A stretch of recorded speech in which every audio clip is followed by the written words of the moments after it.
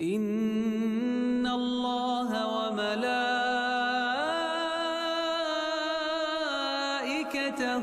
يصلون على النبي يا أيها الذين آمنوا صلوا عليه wa marhaban, kembali bisa bersua berjumpa kembali di Masjid Nidaul Ilmi. Tak lupa salawat dan juga salam tentunya kita hadiahkan kepada Rasul kita Nabi besar Muhammad sallallahu alaihi wa ala alihi wasallam. Pembahasan di malam hari ini kita akan membahas seputar anak kecil yang meninggal dunia. Apakah anak-anak kecil yang meninggal dunia seperti bayi-bayi ataupun anak-anak yang belum balik, apabila mereka meninggal dunia, apakah mereka akan merindukan orang tuanya sebagaimana orang tua merindukan anaknya? Karena banyak di antara orang-orang tua yang kehilangan anak mereka, terkadang di antara mereka sampai melamun. Apabila turun hujan, dia terpikir macam mana anaknya pula dalam kubur itu, jangan-jangan kehujanan. Apabila panas, jangan-jangan kepanasan. Kalau seandainya kemudian di malam hari dia terpikir sama siapa dia. Banyak orang-orang tua yang apabila bayinya meninggal atau anak kecil meninggal, itu bayangannya ke sana. Ma'asyiral muslimin yang dimuliakan Allah Azza wa Jalla, baik kita akan jabarkan tentang kondisi bayi-bayi ini. Pertama kita bicara soal bayi yang masuk ke dalam kubur. Apakah mereka akan ditanya layaknya juga orang-orang dewasa ditanya oleh malaikat Munkar dan Nakir? Apakah mereka juga akan mendapatkan himpitan kuburan sebagaimana juga umumnya manusia mendapatkan himpitan kuburan? Dan banyak persoalan yang kita akan bahas nantinya. Ma'asyiral muslimin yang dimuliakan Allah Subhanahu wa taala, kita tahu bahwa peristiwa dalam kubur itu ada 4, dan itu yang disepakati berdasarkan nas dalil-dalil yang sahih.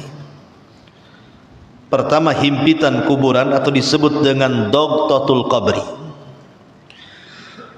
Kemudian yang kedua disebut dengan fitnatul qabri, fitnah kubur. Maksudnya pertanyaan dua malaikat Munkar dan Nakir. Kemudian yang ketiga disebut dengan nikmat kubur, dan yang keempat disebut azab kubur.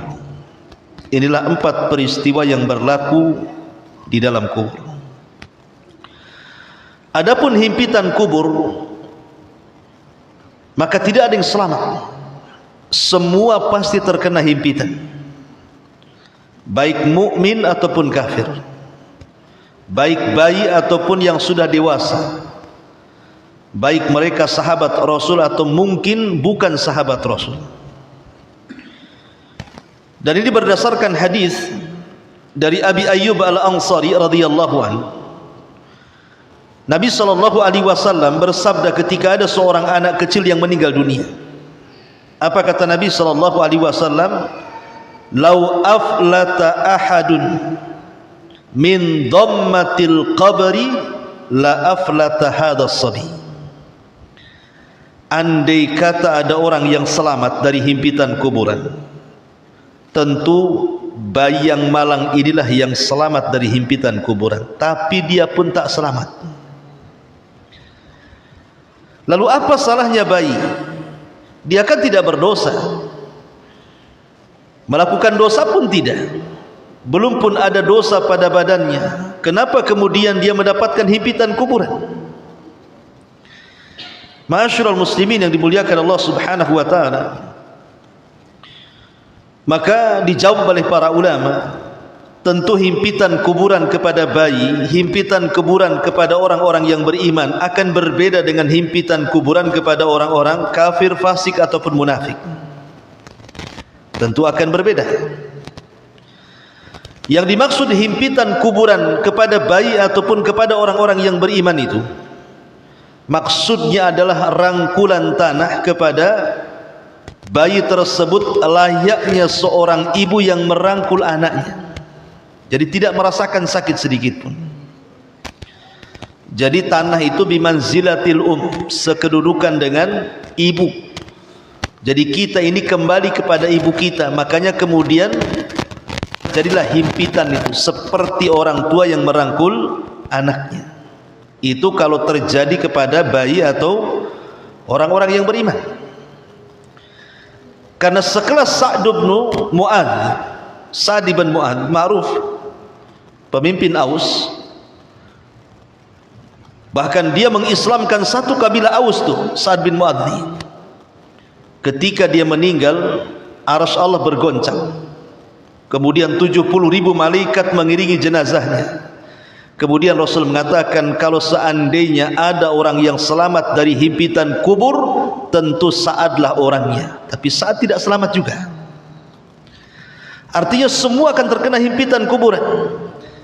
Cuman kalau himpitan kuburan ini mengenai orang-orang kafir, orang-orang munafik, maka akan meretakkan seluruh tulang-tulang dari persendian.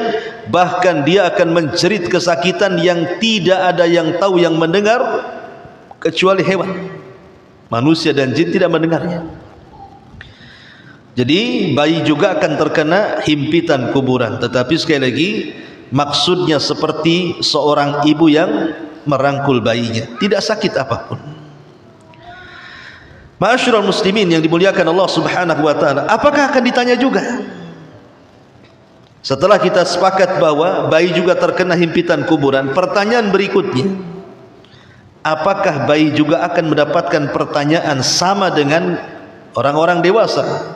Man rabbuka, siapa Rabb? Wa man nabiyuka, siapa nabimu? Wa madinuka, apa agama? Apakah 3 soalan ini berlaku?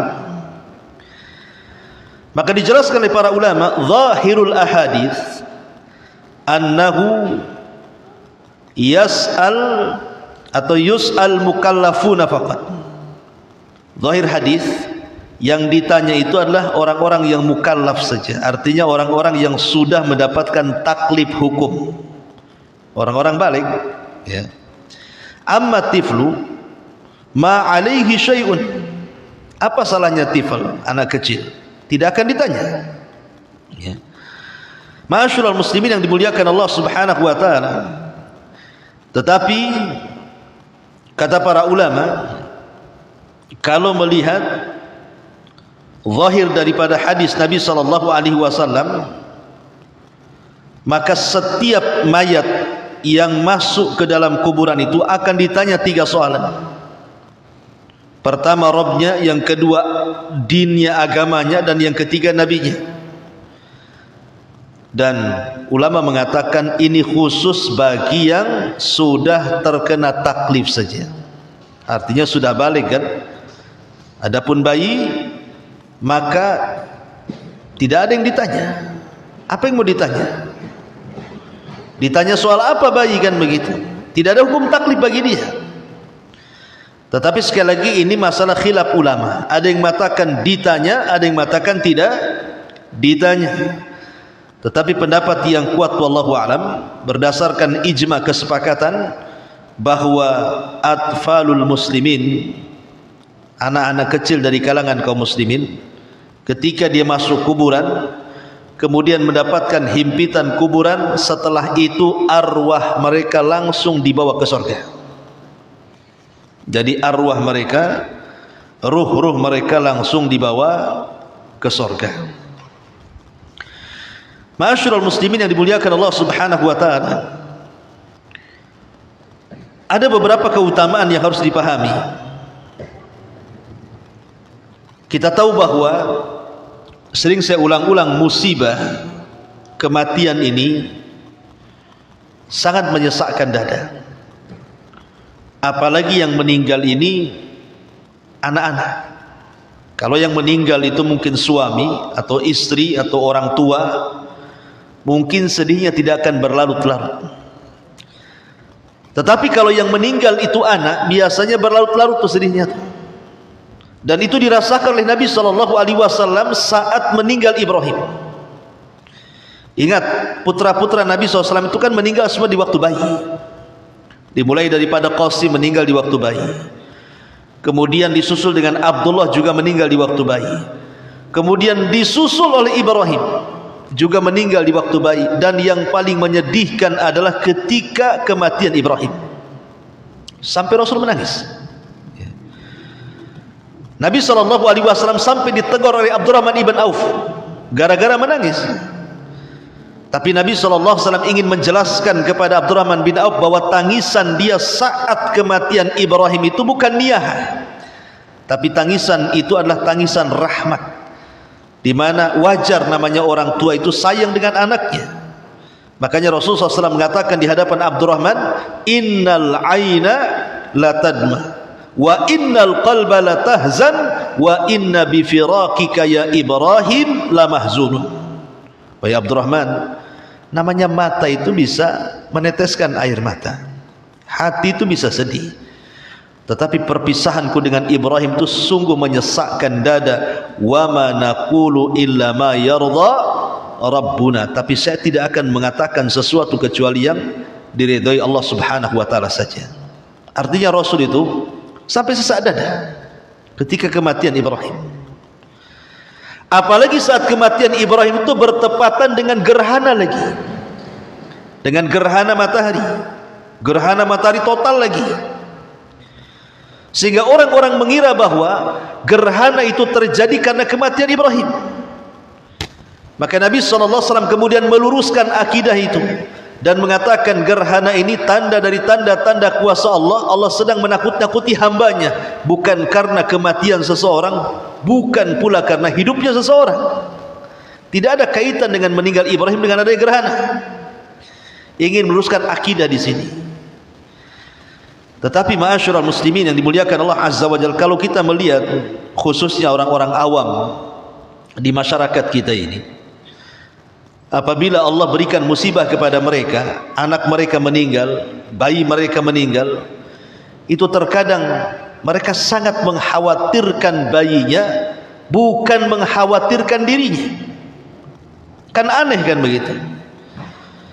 Ada orang-orang tua itu yang ketika meninggal bayinya, dikhawatirkan bayinya. Seperti tadi yang saya contohkan, apabila hujan dia terpikir, aduh gimana anak saya kehujanan gitu. Kalau panas terik, macam mana anak saya kepanasan. Kalau di malam hari dia berpikir sama siapa dia sendirian, sampai stres orang tuanya. Sebenarnya kalau dia tahu hakikat bayi itu meninggal, tidak ada orang tua yang akan sedih. Kalau tahu keutamaan dan kemuliaan orang yang mendapatkan musibah karena kematian anak yang belum balik atau masih bayi itu, tidak ada orang tua yang akan menangis. Justru sebenarnya kita yang masih hidup ini yang harus memperbaiki, bukan memikirkan orang yang sudah meninggal. Perhatikan beberapa keutamaan yang Allah Subhanahu wa taala berikan kepada orang-orang yang mendapatkan musibah kematian anak itu. Pertama, Allah akan membangunkan rumah di surga. Dan ini berdasarkan hadis Nabi sallallahu alaihi wasallam, idza mata waladul abdi, jika anak seorang hamba itu meninggal dunia, jika ada anak kecil meninggal dunia, qala Allahu li malaikatihi, maka Allah akan memanggil malaikat yang mencabut ruh anak itu. Kemudian Allah mengatakan, qabadtu walada abdi, wahai malaikat pencabut nyawa, kalian telah mencabut anak hambaku. Fayaqulun, maka malaikat maut mengatakan, na'am ya Rabb, iya aku sudah mencabutnya. Kemudian Allah mengatakan, qabadtum samarata fuadihi, sungguh kalian telah mencabut buah hatinya. Fayaquluna na'am, maka malaikat pencabut nyawa mengatakan, iya wahai Rabb. Maka Allah mengatakan, madza qala abdi, setelah kau cabut nyawa anaknya, apa yang dikatakan orang tuanya? Fayaqulun, maka orang tuanya mengatakan, hamidaka wastarja'ah, mereka memujimu, kemudian istirja, inna lillahi wa inna ilaihi raji'un. Maka Allah subhanahu wa ta'ala mengatakan, ubnu li abdi baitan fil jannah wasammuhu baital hamdi. Kalau begitu, bangunkan untuk hambaku sebuah rumah di sorga dan beri nama rumah itu dengan rumah pujian atau baitul hamdi. Lihat bagaimana hadis ini menjelaskan tentang keutamaan apabila Allah berikan musibah kepada kita berupa kematian seorang anak. Ya. Jadi Allah subhanahu wa ta'ala akan panggil tuh malaikat yang mencabut nyawa anak kita. Kemudian Allah tanya tuh, kamu yang mencabut nyawa dia ya? Kan malaikat maut itu kan bukan satu orang, bukan satu malaikat, tapi banyak rombongan. Jadi kan kalau kita bicara soal keimanan kepada malaikat, ada satu malaikat satu tugas. Seperti Jibril jelas tugasnya, Mikail jelas tugasnya gitu. Ada malaikat itu bukan satu tapi rombongan. Nah, seperti malakul maut itu kan rombongan. Bukan satu malaikat maut mencabut banyak orang, tidak. Malaikat maut itu banyak di mana-mana. Makanya terkadang biasanya kalau ada kematian satu hari itu biasanya ngerembet tuh. Besok mati, besoknya mati lagi, besoknya mati lagi, kan gitu ya. Jadi malaikat maut itu banyak. Makanya kemudian kalau ada malaikat maut yang mencabut nyawa bayi, maka Allah akan panggil tuh malaikat itu dan dikatakan, betul kau yang mencabut nyawa si fulan, anaknya si fulan? Kata malaikat, iya. Engkau sudah mencabut anak yang paling dicintai oleh orang tuanya? Kata malaikat, iya. Maka Allah mengatakan, apa yang dikatakan orang tuanya? Di sini sebenarnya rahasianya, harusnya setiap orang tua kalau ditimpa musibah kematian anak, kalau anda ingin mendapatkan istana di sorga, lakukan dua perkara. Kata Rasulullah, hamidaka wastarja'a, puji Allah subhanahu wa ta'ala dengan ucapkan alhamdulillah. Dan yang kedua, katakan inna lillahi wa inna ilaihi raji'un. Jadi kalau anak kita meninggal dunia, kita katakan alhamdulillah, inna lillahi wa inna ilaihi raji'un. Itu dua kata. Maka ketika kemudian dua kata ini diucap, maka Allah katakan kepada para malaikat, ubnu li abdi baitan fil jannah wasam.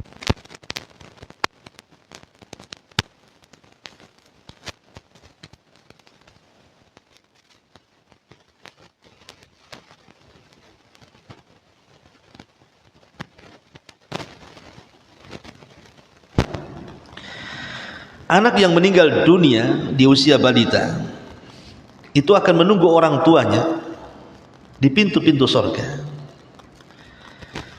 Karena ingat bahwa saya katakan tadi di awal, setelah mendapatkan himpitan kuburan bayi-bayi itu, maka ruh mereka langsung ke surga. Dan mereka akan bermain-main di taman surga bersama Nabiullah Ibrahim alaihi salatu wassalam. Dan itu yang dilihat Rasul dalam peristiwa Mi'raj. Ibrahim dikelilingi anak-anak kan. Jadi yang kedua adalah anak yang meninggal di usia balita itu betul-betul akan menunggu orang tuanya di pintu surga. Dan itu berdasarkan riwayat Imam An-Nasai yang disahihkan oleh Syalbani rahimahullah taala. Kata Nabi sallallahu alaihi wasallam, anna rajulan atan nabiyya sallallahu alaihi wasallam, inna rajulan atan nabiyya sallallahu alaihi wasallam wa ma'ahu ibnun lahu. Seseorang menemui Rasul dengan membawa anaknya. Beliau bertanya kepadanya, faqala lahu atuhibbuhu, kau suka dengan anakmu ni? Qala, maka orang tua mengatakan, ahabbakallah kama ahabbahu ya Rasulullah, kiranya Allah mencintaimu sebagaimana aku mencintainya. Ya jelas Rasul, ini anakku, ya jelas aku cintalah kan gitu. Ditanya kau mencintainya. Pemanya antum bawa anak kecil, saya katakan namanya anak sendiri. Ya. Tiba-tiba selang beberapa hari, orang ini yang biasa datang ke majelis Rasul bawa anaknya, tiba-tiba tidak hadir lagi lama. Jadi Nabi SAW kemudian mencari-cari mana yang selalu bawa anak yang hadir di majelis taklim tuh. Kok enggak hadir lagi? Maka dihabarkan, famata fafaqadahu, kemudian anaknya meninggal. Maka Nabi SAW kehilangan orang ini di majelis taklimnya. Fasa'ala anhu, maka dia pun bertanya, faqala ma yasurruka alla ta'tiya baban min abwabil jannah illa wajadtahu indahu yas'a yaftahu laka. Ketika Nabi SAW melihat orang itu murung karena anaknya meninggal, sedih, murung, anaknya meninggal, maka Nabi mencoba menghibur dan mengatakan kepada orang tuanya ini, tidakkah engkau ingin mendatangi pintu sorga? Tidakkah engkau ingin mendatangi pintu sorga kecuali telah engkau dapatkan anakmu akan membukakan pintu itu untukmu. Jadi Nabi SAW menghabar gembirakan kepada setiap orang tua yang meninggal anaknya sebelum balik.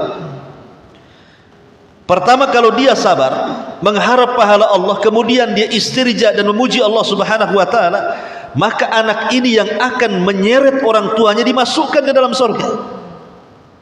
Artinya menjadi syafaat bagi orang tuanya. Lalu apa yang disedihkan kalau begitu? Ya. Kemudian yang ketiga, bukan hanya menunggu di pintu surga anak itu, bahkan menarik orang tuanya dimasukkan ke dalam surga. Dan ini berdasarkan hadis Nabi SAW dari Abi Hassan. Dia mengatakan, aku berkata kepada Abu Hurairah radhiyallahu an, innahu qad mata li ibnan, wahai Abu Hurairah, bahwa dua orang anakku telah meninggal dunia. Fama anta muhaddithi an Rasulillah sallallahu alaihi wasallam bihaditsin tutayyibu bihi anfusana an mautana.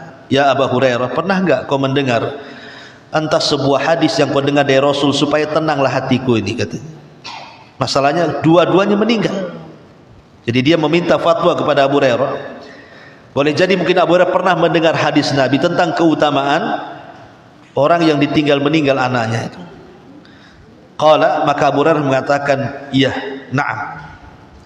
Kata Abu Hurairah, sigharuhum da'amisul jannati yatalaqqa ahaduhum abah aw qala abawayhi fayakhudhu bi thawbihi aw qala bi yadihi kama akhudhu ana bi sanifati thawbika hadha fala yatanaha aw qala fala yantahi hatta yudkhilahu Allah wa abahul jannah.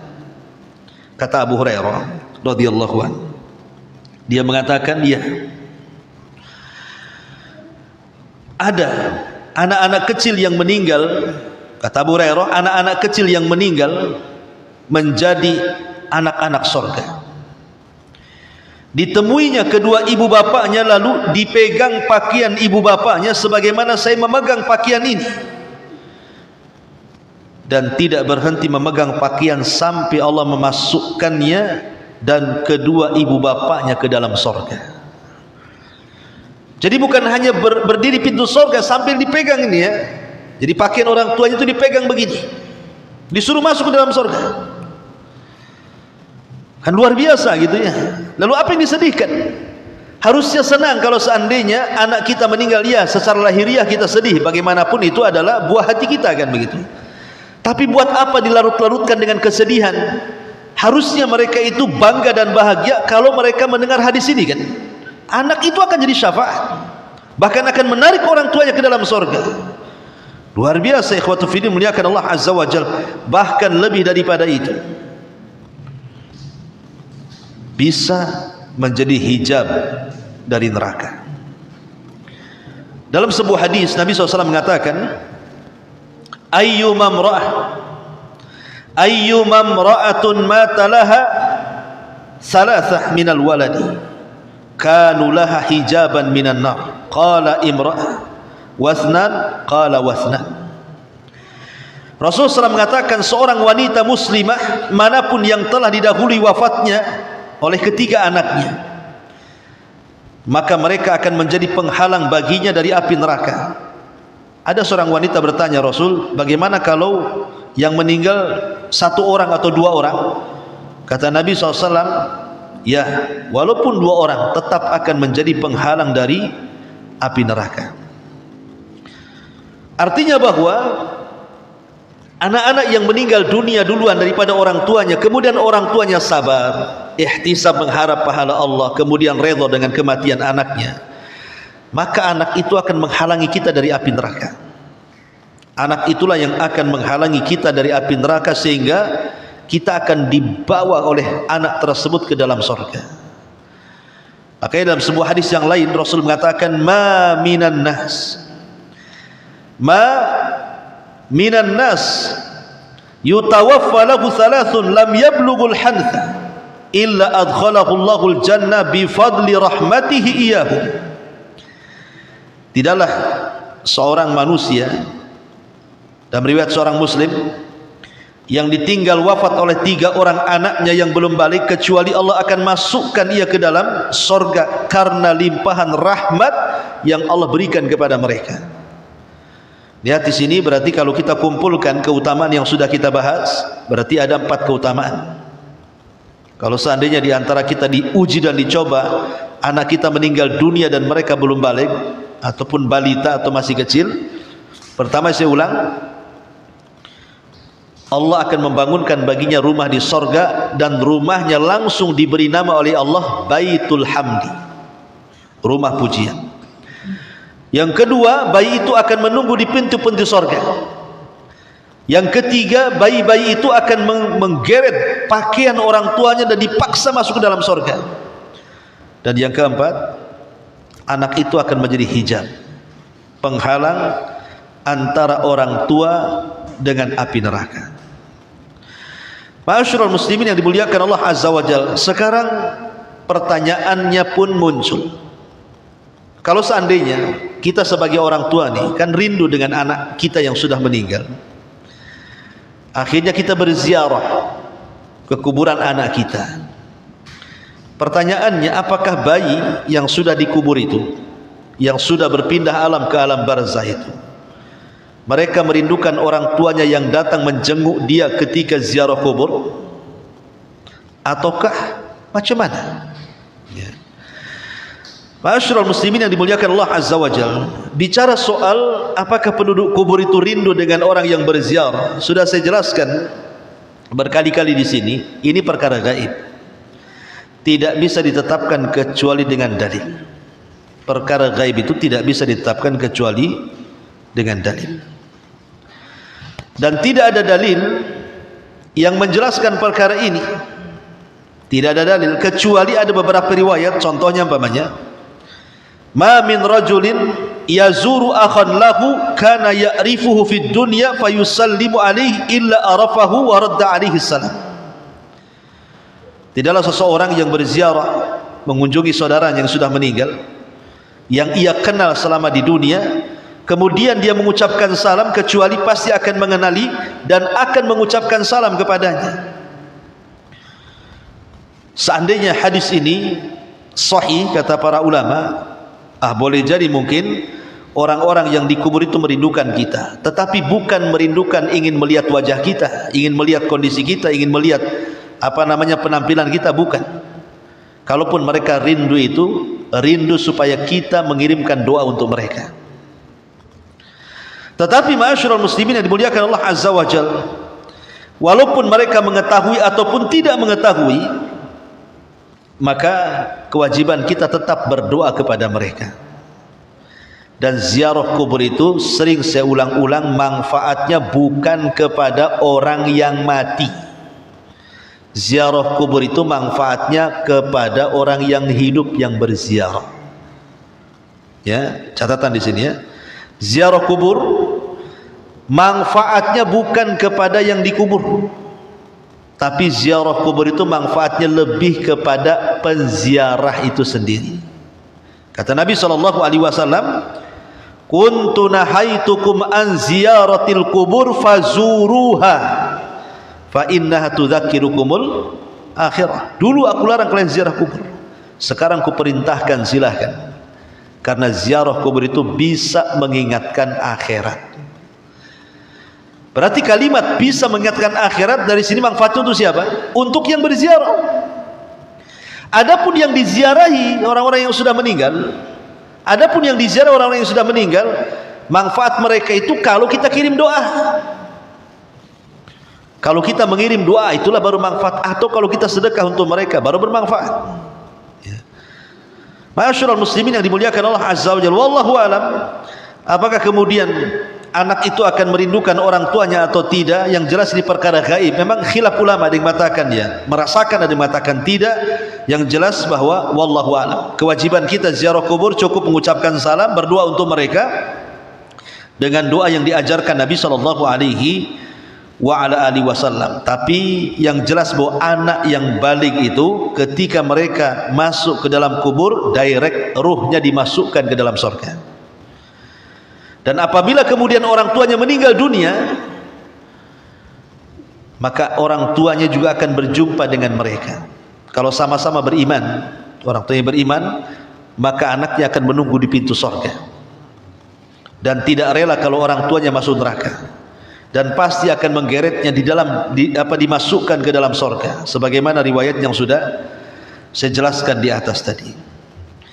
Ma'asyiral muslimin yang dimuliakan Allah Subhanahu wa taala, tetapi di sini ada kewajiban yang perlu dipahami. Pertama, hendaklah sabar. Allah Subhanahu wa taala mengatakan, wa basyiri as-sabiri alladzina idza asabatkum musibatun qalu inna lillahi wa inna ilaihi raji'un ulaika alaihim salawatu mir rabbihim wa rahmah wa ulaika humul muhtadun. Dan sampaikanlah kabar gembira kepada orang-orang yang sabar, orang-orang yang apabila ditimpa musibah mereka berkata inna lillahi wa inna ilaihi raji'un. Mereka itulah yang memperoleh ampunan dan rahmat dari Tuhannya, dan mereka itulah orang-orang yang mendapatkan petunjuk. Artinya kalau kita mendapatkan musibah apa saja termasuk kematian, maka kewajiban kita adalah bersabar. Karena terkadang ma'asyiral muslimin yang dimuliakan Allah Azza wa Jalla, ketika Allah Subhanahu wa taala mewafatkan salah satu dari anak kita atau mungkin semua anak kita, tentu Allah Subhanahu wa taala hendak mengangkat derajat kita, kan? Kita tidak tahu. Kalau Allah memberikan musibah seperti itu, tentu Allah punya maksud. Kenapa enggak anak orang lain saja? Kenapa anak saya yang meninggal? Berarti Allah Subhanahu wa taala hendak memberikan derajat sebenarnya kepada kita kalau dia paham. Kalau dia paham sebenarnya Allah Subhanahu wa taala sedang mengangkat derajat dia lewat anak yang meninggal. Makanya ada seorang ulama salaf namanya Urwah ibn Zubair. Dia punya penyakit di kakinya, semacam gula lah, diabetes mungkin di zaman sekarang, harus diamputasi. Lah ketika itu kan tidak ada obat bius ya, di zaman itu mana ada obat bius.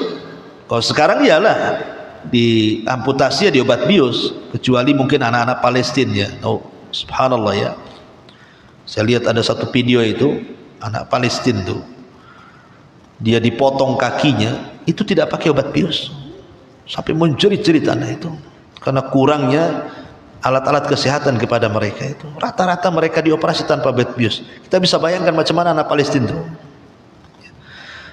Jadi kembali ke kisah Urwah bin Zubair ini, disarankan oleh tabib untuk meminum arak, minum khamar.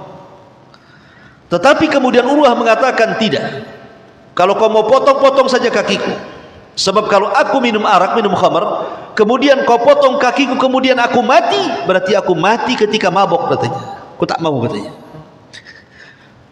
Ya Urwah, kau akan parah, kau akan sakit kalau kau tak minum gitu ya. Kata Urwah, tidak, sebaiknya kau potong di waktu aku sholat. Kalau Allah takdirkan aku mati di waktu sholat, tidak apa-apa, berarti aku mati dalam kondisi sholat, katanya. Akhirnya dia ambil wudhu, kemudian dia sholat 2 rakaat. Waktu sholat itu dipotong sama dokternya tuh. Ya bagaimanapun waktu sholat tetap aja sakit, akhirnya pingsan. Ya. Setelah kemudian siuman Urwah ini, akhirnya kemudian disadarkan oleh dokter. Dia sadar. Pas sadar itulah rupanya ada musibah baru. Dan dikatakan, ya Urwah, putramu meninggal dunia. Bayangkan, baru dipotong kakinya, baru dia sadar, tiba-tiba kabar datang kepadanya, ya Urwah, anakmu meninggal dunia. Tapi Urwah mengatakan, alhamdulillah ala kulli hal, katanya. Alhamdulillah ala kulli hal. Dokter heran, kenapa Urwah mengucapkan alhamdulillah? Kaki dipotong, alhamdulillah. Anak mati, alhamdulillah. Coba antum ngomong begitu, ya. Mobil antum dicuri orang, alhamdulillah. Kira-kira apa kata orang? Rumah antum roboh tuh, alhamdulillah. Anak antum meninggal, alhamdulillah. Ada yang ngomong begini? Kalau ada orang begini, gila tuh. Itu gendeng, katanya, orang gila tuh. Dia tidak paham perkataan Urwah alhamdulillah tuh. Kenapa Urwah mengucapkan alhamdulillah? Jadi sang dokter bertanya, ya Urwah, kenapa kau mengucap alhamdulillah? Kata Urwah, dok, Allah berikan 4 anggota badan, 2 tangan 2 kaki, kau baru potong 1, masih ada 3 lagi, alhamdulillah. Lalu kenapa anakmu meninggal kau bilang alhamdulillah? Anakku loh ada 6, kalau mati 1 masih tinggal 5, alhamdulillah. Gitu maksudnya. Maksudnya alhamdulillah itu bukan mengucapkan kepada musibahnya, tetapi mengucapkan kepada nikmat yang tersisa kepadanya. Jadi alhamdulillahnya itu kepada nikmat yang tersisanya, bukan kepada musibahnya. Kepada musibahnya kita katakan inna lillahi wa inna ilaihi rajiun, kepada nikmat yang tersisanya kita katakan alhamdulillah. Itulah yang disebut hamidaka wastarja tadi. Karena terkadang orang ini ketika hilang nikmat, dapat musibah, yang dipikir musibahnya, nikmat yang ada itu tidak pernah dipikir tuh. Hilang dompet, yang dipikirkan dompetnya saja, pada rumahnya masih ada, berangkasnya masih penuh, mobilnya masih bagus, dompetnya aja yang hilang. Itu yang dipikirin, gitu ya. Ya Ustaz, tuh dompet tuh semua surat-surat di situ tuh. ATM semua di situ, ya. Masyaallah muslimin yang dimuliakan Allah Azza wa Jalla. Tapi di sini bagaimana Urwah bin Zubair memberikan gambaran kepada kita, mengajarkan satu sikap sabar saat mendapatkan musibah. Bahkan ada seorang ulama bahasa namanya Al-Imam Al-Asma'i rahimahullah, seorang ulama nahwu. Itu kalau belajar nahwu pasti akan dinukilkan perkataan Imam Al-Asma'i ini.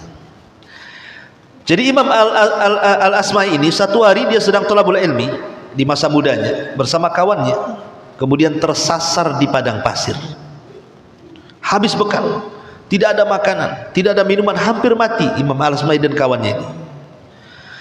Akhirnya di tengah jalan dia melihat ada tenda. Alhamdulillah, selamat kita dari kematian, katanya. Bisalah kita meminta makanan di tenda itu atau minuman yang ada di situ. Datanglah ke tenda itu, rupanya di tenda itu ada seorang ibu yang sudah tua sekali. Maka Imam Al-Asma'i mengucapkan salam, assalamualaikum. Kata ibu itu, waalaikumsalam. Kemudian Al-Asma'i menjelaskan bagaimana dia tersesat di tengah padang pasir sampai kehilangan bekal makanan dan minumannya. Rupanya ibu yang tua ini adalah ibu yang solehah, ibu baik hati, dan mengatakan, iya nak, tunggu nak, saya punya anak kecil, tapi dia sedang keluar. Masalahnya dari pagi dia keluar, sekarang sudah sore dia tak pulang-pulang. Kalau dia pulang, nanti saya suruh dia untuk memerahkan air susu kambing dan disuruh menyembelih seekor kambing untuk kalian makan, katanya. Akhirnya Imam Al-Asma'i pun menunggu anaknya balik. Rupanya dari kejauhan nampaklah ada 2 unta, yang satu ditunggangi, yang satu tidak ditunggangi. Makin dekat, makin dekat, makin dekat. Tiba-tiba yang menunggang unta mengatakan kepada ibu itu dan mengatakan, ya ummah, wahai ibu, katanya, absyir, berbahagialah bahwa Allah Subhanahu wa ta'ala telah menakdirkan anakmu meninggal dunia. Semoga Allah Subhanahu wa ta'ala memberikan pahala akan musibah yang menimpamu, katanya. Ibu ini langsung terdiam dan mengatakan, inna lillahi wa inna ilaihi rajiun. Kata ibu itu, lalu mana jasad anakku, katanya. Maka kawannya mengatakan, jasad anakmu terperosok ke dalam jurang, saya tidak bisa mengambilnya, saya hanya bisa menyelamatkan untanya saja. Ibu ini sempat sadar dan mengatakan kepada kawan anaknya itu, kalau begitu tolong nak, itu ada tamu, kamu perahkan susu, kau sembelihkan kambing, tolong aku bantu jamu tamu itu. Akhirnya kemudian ibu ini menghampiri Al-Imam Al-Asma'i dan mengatakan, ya fulan, saya lihat lahirmu seorang talabul ilm, bisa enggak kau bacakan ayat yang bisa menenangkan aku, katanya. Maka Imam Al-Asma'i pun membaca Al-Baqarah 155 sampai 157. Wa basyiris sabirin alladzina idza asabathum musibatun qalu inna lillahi wa inna ilaihi raji'un ulaika alaihim salawatu mir rabbihim wa rahmah wa ulaika humul muhtadun. Kemudian kata ibu ini, sekarang hatiku sudah tenang, katanya. Izinkan aku mau melaksanakan 2 rakaat salat. Akhirnya ibu ini mengambil wudu, kemudian salat 2 rakaat. Ketika sujud, ibu ini tidak bangun lagi, meninggal karena terserang penyakit jantung memikirkan anaknya baru meninggal. Kata Imam Al-Asma'i memberikan catatan, demi Allah, seumur hidupku aku tidak pernah melihat orang tersabar kecuali ibu ini, katanya. Dia masih sempat istirja inna lillahi wa inna ilaihi raji'un, dan dia sempat mendoakan, Allahumma hjurni fi musibati, ya Allah, berikan pahala akan musibah yang menimpaku. Harusnya seperti itu. Orang yang terkena musibah harus betul-betul tabah, sabar, minta pahala kepada Allah Subhanahu wa ta'ala. Wallahu a'lam bishawab. Ya, pembahasannya sebenarnya panjang, tapi karena juga tamu-tamu ini belum makan malam ya, termasuk yang ceramah juga yang lapar ya. Jadi mungkin kita cukupkan sampai di sini saja, mudah-mudahan ada manfaatnya. Subhanakallahumma bihamdika asyhadu an la ilaha illa anta astaghfiruka wa atubu ilaik. Allahu ta'ala alam. Assalamualaikum warahmatullahi wabarakatuh.